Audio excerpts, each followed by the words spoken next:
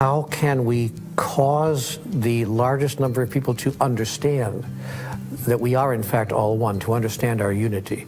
The environment has to be changed so that we are supported in a way where we respect each other, while our value systems have to understand that we cannot survive any longer through our logical reasoning with the competitive mentality that's been perpetuated for so many generations. If the environment continues to reinforce this selfishness, it's going to be that much more difficult to climb out of it. So if we create an environment that helps us to have the courage to give, and it rewards and reinforces giving, then I think we'll move much more quickly into that type of bestowal mentality. What we're beginning to see now is the fall of all the major institutions, whether it's economy, politics, education, healthcare, every fundamental level of institution in the world. So there's going to have to be changes at every level. And it starts with education and awareness. Why? Because the knowledge we bought into of who we are and why we're here turns out to be archaic beliefs that are not supporting our survival. We have to go from our old limiting beliefs that brought us to the current state of the world, rewrite those beliefs so that as we take the next step forward, we do so with new awareness, new power, and a new understanding of where we want to go. So we need to change education. Just imagine, what would happen if we changed our environment completely?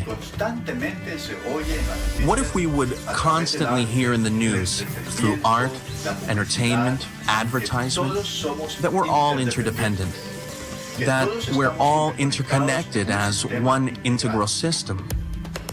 How would our world look like? How would you relate to all the others in that system?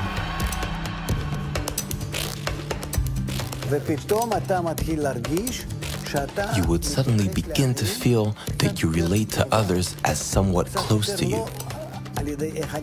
You will be less concerned about how do I exploit the other, how do I manipulate others, take advantage of them. You'd begin to see that the other person is somehow close to you. You'll have some affinity towards the others, like they belong to you. You'll start considering them just like you think about your children or your family. You take them into consideration when you think about doing something in life. You think, how will it affect them?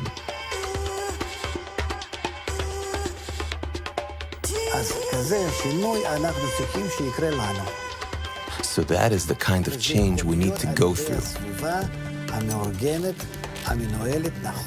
And it can happen to us through the proper environment that we create for ourselves. There is a great potential, because it's not that if everybody has to change at the same time. What we talk about is a critical mass. You don't know how many people have to change for it to spread.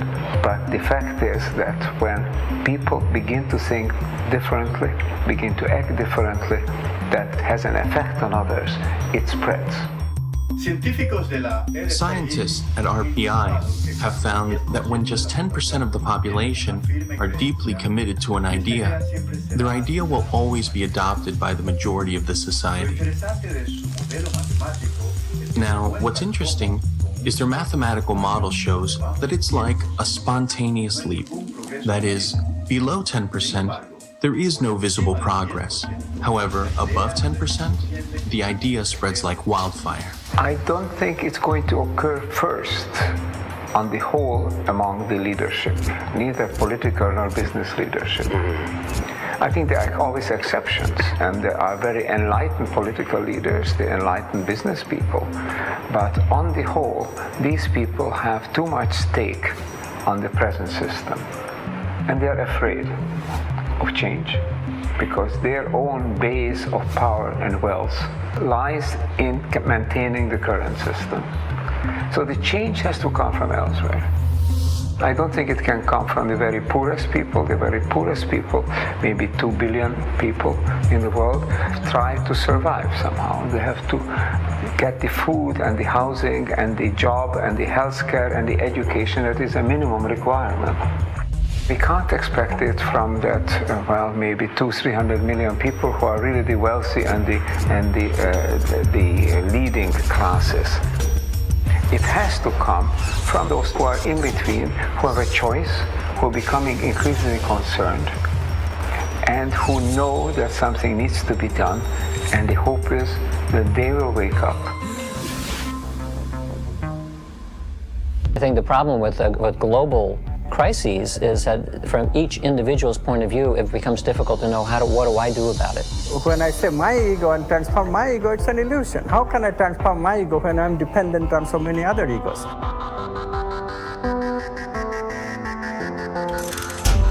So because of the efforts of a few, changes will start occurring. How? Because the pressure, evolutionary pressure, is acting on everybody. It's just that they don't have the right context. All they need is a trigger. The trigger will be provided by this upper echelon of people who are working together to develop positive emotions. So they affect a much bigger number than is indicated by the little community that started it. So one little change in one little community can affect a much larger human community. And the interconnectedness that we have through the internet, interconnectedness of the ego, all of a sudden, without even knowing that it is doing so, will change and establish itself. And therefore changes can come very fast.